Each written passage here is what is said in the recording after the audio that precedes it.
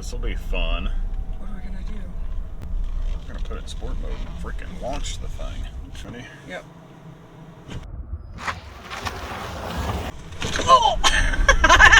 All right, so I've shown you everything about the Rivian right now, so let's go out and let's take it for a drive. I like the sound of the turn signal. Somebody said it's the same as Tesla, I think. It's like a tap instead of a clicking noise. Here's the brake regen. So that we're on standard right now. So I'm gonna put it on high.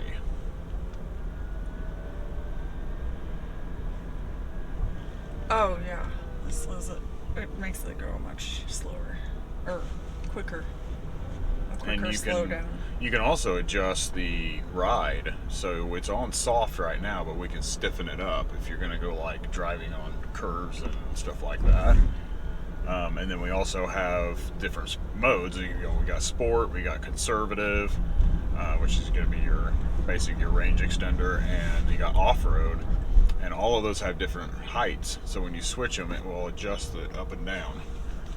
Geez, that is aggressive. Is it in sport still, or you changed it? I changed it out of sport, but it's still in the aggressive regen. That's annoying, but I would use it if I was like getting low on mileage. So they say to get the best range out of this truck is to put it on conservative mode, lower it to its lowest setting, which is actually the sport mode setting, but you set the mode physically lower. Physically lower. Okay. So you're going to lower it to its lowest height, put it in conservative mode, and then put your maximum regen on, and that is going to give you your most range, which is rated at 314 miles by the EPA, but everybody's kind of seeing real world numbers of around 300 miles. Which is still really good. For a 135 kilowatt hour battery, I think most of the time we're seeing right around 2.2 to 2.5 miles per kilowatt hour on the efficiency rating, so it's pretty good for a truck technically. Well, then does the horsepower, that has such high horsepower, take more from the battery, or? Yeah, of course. If you really get into the throttle a lot, yes, it's going to use a lot more of that battery than what say our ID4, flooring it is not going to pull as much energy because it's only producing 200 horsepower. So 200? 200. When I drive it, it has way more horsepower than that, you guys. Way more. But so this guy's got 835 horsepower and then 908 foot-pound of torque. Yeah. I mean, that is ridiculous amount of torque. That's like diesel heavy-duty truck torque in a car. So the torque would help with hauling and pulling. Yes. Which you may get less range that way. Yeah, it's about, you'll lose about half. Oh my gosh. Yeah. Yep. And with this, you can tow, I believe it's right around 10,000 pounds. So it'll tow it. You just won't be able to tow all that far. But I mean, it's kind of what you expect. It's going to be the same thing as if you're your gas engine. You put a big trailer back there, you're going to get half your gas mileage than what you were before. So it's the same thing. 300 is really good. I mean, people are scared of electric vehicles, especially where we live. We live in central Illinois, and let me tell you, I'm a vegan with an electric car, so everybody has something to say to me about my life choices. But the question is though, do you drive an electric car because you are a vegan? Oh, no. Why do we drive an electric car? Because I don't want to buy gas. Exactly, to save money. That's why. It pays for itself, you guys, and unless you are like a traveling salesman or something. I can't imagine what really you travel for much these days with Zoom and, you know, the internet, honestly. But you're not going to have any problems with charging. You just have a charger at home, which is not a ridiculous expense. And it does not disrupt your everyday life whatsoever. Yeah, so and 300 miles is really far. Yeah, and so with our ID4, she wakes up every morning and has 250 miles that she can drive, approximately. Going in, that's 100% charge. 80% charge, still looking at 200 miles. So every morning she wakes up, she can go 200 miles. She doesn't have to find a DC fast charger. She doesn't have to go searching to charge while she's out driving around. And she can do this every single day. We noticed when you're using the one pedal driving on here as opposed to the one pedal driving on our ID4, which ours slows down to about 2 to 3 miles an hour. It goes down to 2 sometimes. Yeah. But it doesn't stop. Mm-hmm. This one does go all the way to a stop. And also, when you let off the pedal in our car, it immediately slows down, and this one kind of has like a pause, sort of, where it's not slowing it down as fast. I think it's slowing it down, but it's just kind of coasts just a second or so, and then it really slows down. Yeah, which is really nice. I like the way they blend that in. It feels more natural. And I like that it's actually one pedal driving and stops all the way. Like, that's really nice. My cup holder assessment. Yes. How are the cup holders, Felicia? So I always have, like a coffee and my water and maybe 3 bottles sometimes. It's a truck, so, a lot of times this size of a truck, which reminds me of a Ranger, sort of, but it does have this really big back seat. But the front of it, sort of, how narrow it is and stuff, reminds me of a Ranger. So we do just have the 2 cup holders in the middle, and that's it. There may be some in the back, but there's these really cool door panels on the side. They kind of have like an elastic on them, and they sort of pull out. And I've got my coffee cup and my water bottle over here, which is the noise you just heard because it kind of moved. But I could put like 5 bottles over here, so I'm down with that. I could probably even put my really big 32 ounce one in here because it still has more room to flex. Yeah, I like that they are maneuverable like that. It would be nice to have like another like actual compartment for a cup holder. We can just do a launch right here. This will be fun. What are we gonna do? We're gonna put it in sport mode and freaking launch the thing. Okay. So we're putting it in sport mode, and then what does it change on the truck? Lowers it. You see it tilting. Oh gosh. Huh. Alright. So the air can like go over it better or something? Yeah, get you lower, better stance, better weight balance. Let's do it. Alright, ready? Yep. Oh! Oh my gosh. Oh my gosh, my whole face, I was just like, wow. Calm down. I'm serious, that was freaky. I mean, like. Are you gonna be sick? Are you gonna cry? No, that was nuts. That was absolutely nuts. Do it again. Oh my. Wow. Maybe it was because we just ate. I don't know. But that was just. I have never felt anything like that before. That was crazy.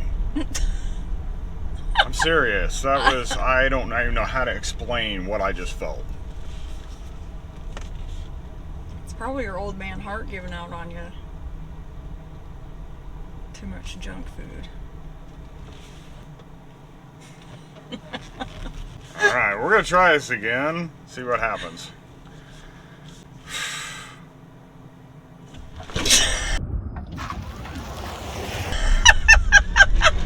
I can't do it. I can't.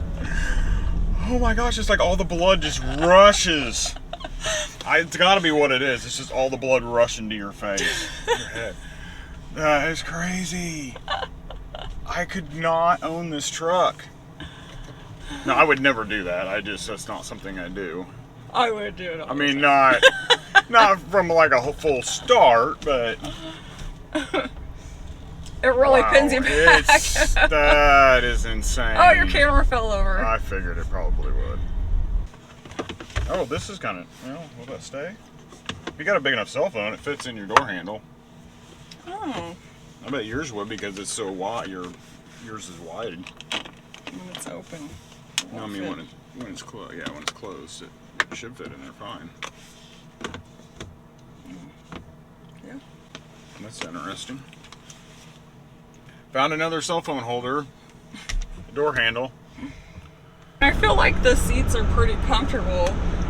We'll do another video with some inside shots, but I think the design inside is really beautiful. Yes. The design aspects of this truck are awesome. I love it. I don't love the outside, but the inside is amazing. I love it. It's really pretty. Yeah. I mean, rugged. Rugged. It's rugged.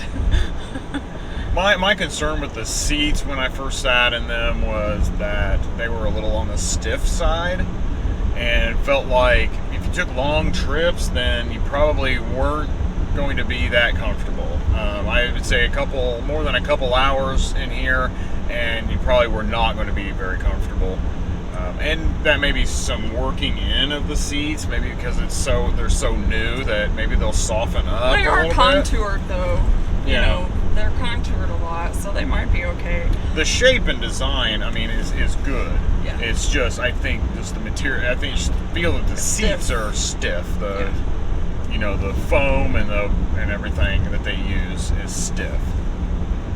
They definitely seem like they're gonna be sturdy. Like, Oh yeah, they'll hold they're up. not gonna they're not gonna wear down anytime soon. Yeah, no, and I don't think you're gonna get that traditional Yeah, tear on the truck seats where sliding in and out where you get those.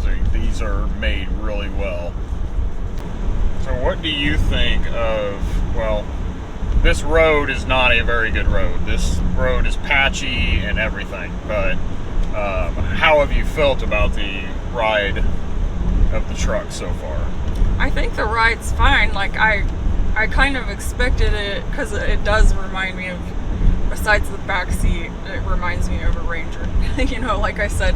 So I kind of expected it to be like stiffer and more Truck-like. Yeah, and it's not too bad. It does have loud road noise or something though, compared to what I'm used to. I think Compared to the it just seems loud. Yeah. I don't know if it's the motors or if it's the wind. At lower speeds in town and stuff, you notice the sound of the electric motors. There's a constant whine while you're at a lower speed. Then at highway speeds, we're hearing a lot of wind. But it's kind of a windy day today, so I don't think that there's any issue with the truck at that. Not like the other one that I drove. The other truck that I drove sounded like wind was like coming through the A-pillar. It was just like really loud. Way louder than it was in the F-150 Lightning when I drove it. I think the ride is nice and I think it's comfortable. It does feel like a truck. Now we are in the standard mode. There is a sport suspension mode that you can move to that basically tightens all your suspension up. So that would make it these bumps that we're hitting right now, be a lot stiffer. Yeah. All right. Oh, I thought we were gonna drive in sport mode. And do you want to? No, it doesn't matter to me. I Okay. just didn't know what you were meaning to do. Well, it kind of probably messed up our efficiency stuff a little bit. So now we just went back up to all-purpose mode. So we're in standard height.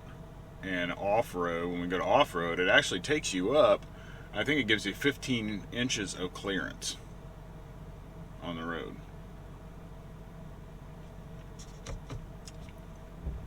Okay. Delayed reaction there. I don't know what that.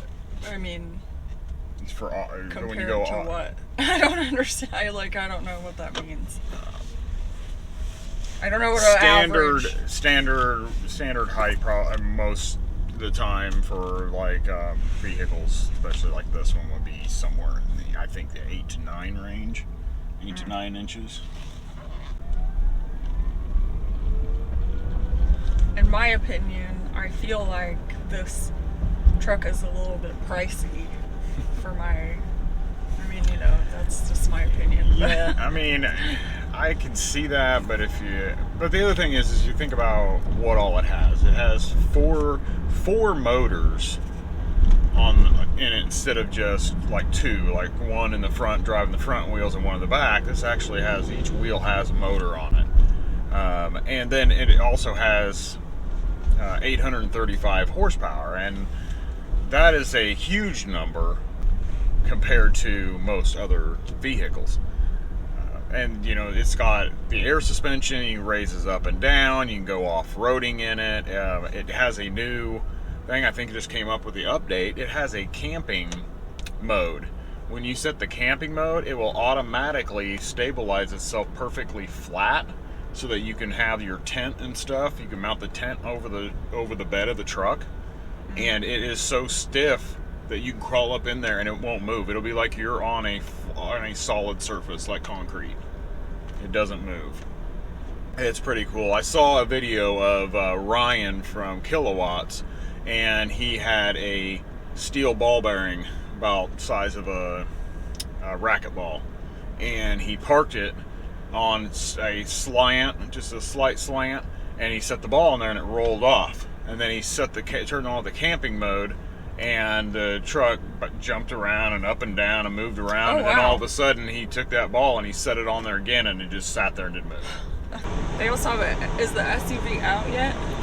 They've just started producing them. They just started producing the Rivian R1S, and it's a pretty nice SUV, and Doug DeMuro rated it as the best SUV that he's ever driven. So I think it's actually scored the highest Doug DeMuro score ever of any vehicle. It looks pretty nice. Here's a picture of it, and it's got a tent that also goes right up over the top of it with a ladder. I would be a little scared to camp up that high, hanging over the truck like that. Yeah, but depending on where you're camping, you might want to be up there so a bear doesn't get you. Pull the ladder up so he can't climb up the ladder. I would sleep on the side that's not hanging off the truck and make you sleep on the side that's hanging off. You sleep over there. Yeah. You see how it is?